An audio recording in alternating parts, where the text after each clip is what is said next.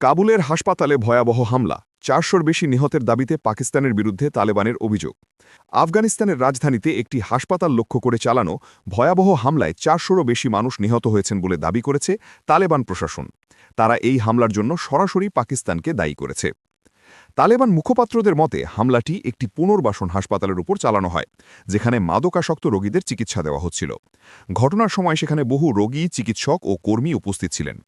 বিস্ফোরণের তীব্রতায় ভবনের বড় অংশ ধসে পড়ে।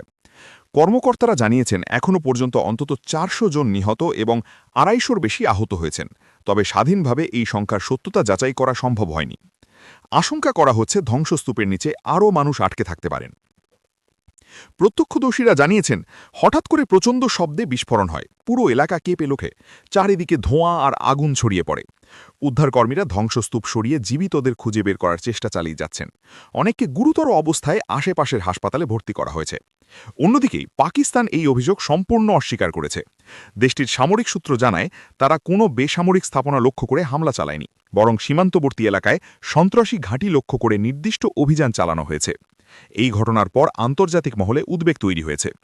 জাতিসংঘ সহ বিভিন্ন সংস্থা দ্রুত তদন্তের আহ্বান জানিয়েছে এবং বেসামরিক নাগরিকদের সুরক্ষা নিশ্চিত করার উপর জোর দিয়েছে। বিশ্লেষজ্ঞদের মতে এই ঘটনা আফগানিস্তান ও পাকিস্তানের মধ্যে আগে থেকেই বিদ্যমান উত্তেজনাকে আরও দাঁড়িয়ে দিতে পারে।